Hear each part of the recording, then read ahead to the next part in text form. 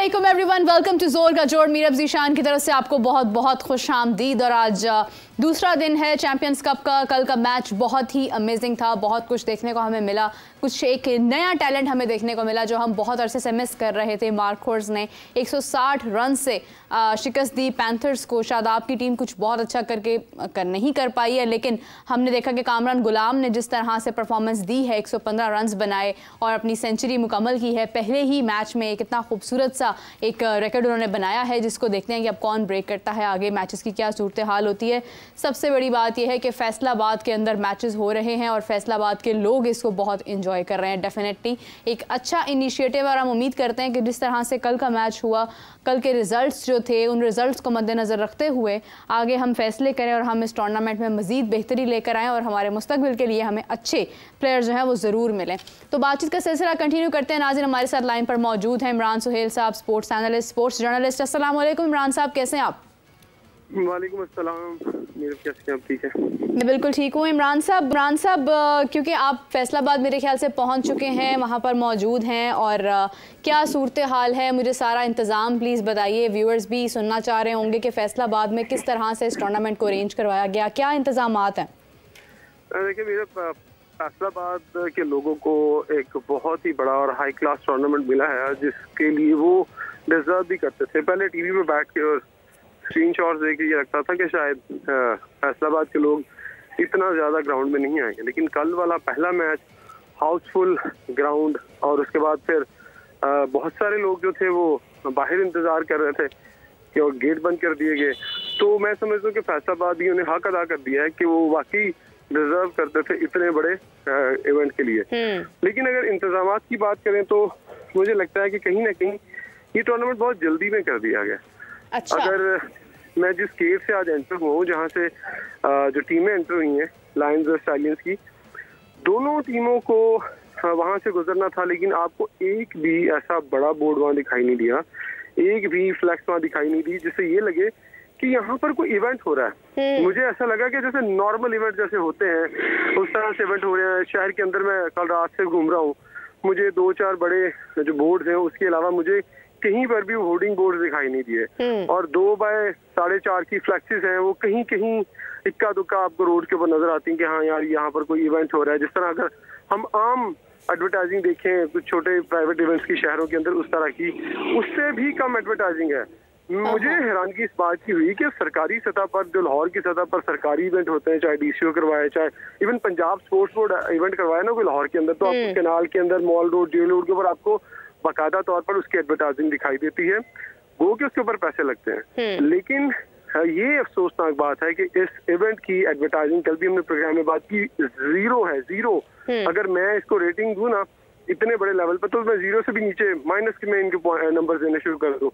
तो क्रिकेट शायद इनको नहीं पता एक गेट से आते हैं कहाँ जाना है, कोई डायरेक्शंस लोगों को नहीं बताई गई कि, और ये काम जिला इंतजामिया का था, उन्हें बताना था कि आपने किस गेट से बताना है लोगों को, जाएं किस गेट से ना जाए। लोग एक गेट पर आते हैं, वहां से लोग पुलिस वाले कहते हैं आप यहाँ से नहीं जा सकते, दूसरे गेट से जा सकते हैं। सो ये जो चीजें मेरे ये ऐसा लगता है कि बहुत जल्दी में आपने सब कुछ कर दिया, और इतनी जल्दी में कर दिया कि कोई पता ही नहीं लग रहा आपको कि आपने वाकई ये इवेंट डिजाइन किया है या आपने अपने ऊपर कोई ऐसा बड़ा बोझ था जो उतारने के लिए, या लोगों को, या अपनी जो नाकामी है उसके मुंह बंद करने के लिए, कि हमने लोगों की जो सोच है उसको डाइवर्ट कर दिया है। माजी में बहुत दफा ऐसे हुआ है पाकिस्तान में, बड़े बड़े इवेंट्स को डाइवर्ट करने के लिए एक नया नेगेटिव इवेंट खड़ा कर दिया जाता है जो मीडिया को टर्न ऑन कर देता है उस साइड पे। लेकिन नेगेटिव तो नहीं है, मतलब हमें परफॉर्मेंस तो नजर आ रही है अगर हम देखते हैं, लेकिन तैयारी कहाँ है। मैं चलें, अभी तो आप एक मैच में ये कहेंगी कि हाँ कामरान गुलाम को जो है वो उन्होंने मौका नहीं दिया टेस्ट सीरीज के अंदर, तो उन्होंने शो किया और उन्होंने गुस्सा निकाला, हाँ ये देखो मुझे मौका नहीं मिला। इसी तरह समद ने अच्छी नहीं खेली, लेकिन बहुत अच्छा था उनका। अच्छा, एक और चीज मैं आपको पॉइंट रेज करना चाहता हूँ, नेगेटिविटी तो आप खुद फैला रहे हैं। अगर आपने देखा हो कि जब इफ्तिखार इनिंग्स खेलने के बाद बाहर आए, तो जो फीमेल एंकर थी जो उनसे इंटरव्यू कर रही थी, उन्हें नेगेटिव क्वेश्चन कर रही थी। इवन ये पूछती हैं कि आपने बड़ी अच्छी इनिंग खेली तो आपको कैसा लगा टूर्नामेंट। उन्होंने ये पूछ दिया, आप तो कि ये अमूमन सवाल जर्नलिस्ट करते हैं और ये टॉन्टेड सवाल होता है, लेकिन उन्होंने नहीं टॉन्टेड सवाल किया। मतलब ना आपने अंदर अपने प्रेजेंटर्स क्या तैयार करके भेजे, मतलब आपने सारी तैयारी और सारे तजुर्बे जो है वो इस टूर्नामेंट के अंदर कर रहे हैं। अल्लाह करे कि आपकी नीयत तो अच्छी है, लेकिन आप इस नीयत अच्छी के साथ साथ अपने साथ साथ अच्छी नीयत वाले लोग भी लगाएं। जब तक आप अच्छी नीयत वाले लोग नहीं लगाएंगे तो आपको सक्सेस मिलने के चांसेस बहुत कम है। मुझे लगता है कि चांसेस तभी आपके हाई होते हैं कि जब आप कुछ ऐसा सोचें कि फ्यूचर में क्या निकलने वाला है। तो अभी मुझे जल्दबाजी बहुत लगी है। मेरी दुआ है कि जल्दबाजी जो है इस कामयाबी टूर्नामेंट की जो इख्तिताम है वो कामयाबी से हो और ये सारी की सारी गलतियां जो छोटी छोटी चीज़ें हैं वो ख़त्म हो जाए।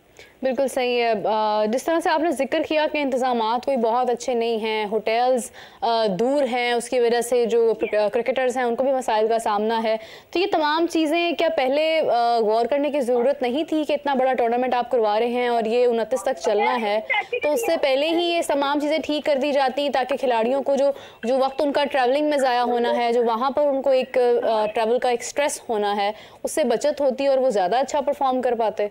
देखिए जी, मैंने ना रात जब मैं फैसलाबाद पहुंचा तो मुझे भी किसी होटल में स्टे लेना था, तो यकीन करें मैं 2.5 से 3 घंटे सिर्फ रोड के ऊपर घूमता रहा कि मुझे कोई एवरेज होटल मिल जाए जिसमें मैं जाके रात गुजारूं और साफ सुथरा होटल हो और वो फैमिली प्लेस टाइप होटल हो। लेकिन आप एक अच्छी मुनासिब प्राइस के अंदर आपको फैसलाबाद के अंदर अच्छा होटल नहीं मिलेगा। आपको 3rd क्लास लेवल के होटल मिलेंगे और आपको मजबूरन रहना पड़ेगा। तो इसलिए यहाँ पर अगर एक बात क्यों इंटरनेशनल इवेंट्स नहीं है, देखिए अगर यहाँ पर इंटरनेशनल को सीरीज करा लेते हैं, ट्राई नेशन सीरीज PSL के मैचेस रख लेते हैं, तो इसका मतलब है कि बहुत सारे बाहर वाले शहरों से और इंटरनेशनली आपके पाकिस्तानी जो है वो भी आते हैं, ओवरसीज भी देखने के लिए आते हैं। क्योंकि इंडिया की अगर आप मिसाल देते हैं कि उन्होंने इतना पैसा कमा लिया, तो आपको अपने अंदर इंटरनल टूर्नामेंट के लिए भी सोचना चाहिए कि कोई इस्लामाबाद से भी आ सकता है, अपनी टीम को सपोर्ट करने के लिए कराची से भी आ सकता है, लेकिन वो रहेगा कहाँ?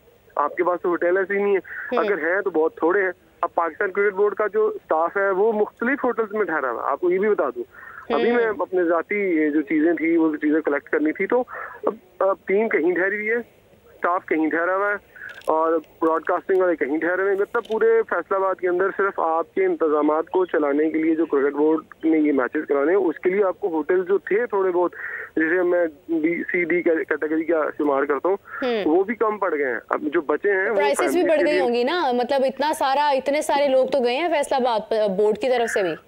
देखिए वो जो प्राइसेस होंगी वो ऑलरेडी पहले बुक की होंगी और ये सारा जो काम है ये पाकिस्तान क्रिकेट बोर्ड का जो एक डिपार्टमेंट है इंफ्रास्ट्रक्चर लॉजिस्टिक वाला, वो डिसाइड करता है कि उन्होंने प्लेयर्स की रिहाइश ट्रांसपोर्टेशन वो लॉजिस्टिक वालों ने पहले ही कर ली होंगी। पहले ही उन्होंने कोई ना कोई जुगाड़ लगाए होंगे और कहाँ कहाँ लेने ही उन्होंने डिसाइड कर लिया होगा, अप्रूव भी करवा लिए होंगे को 5-5, 10-10 दिन पहले।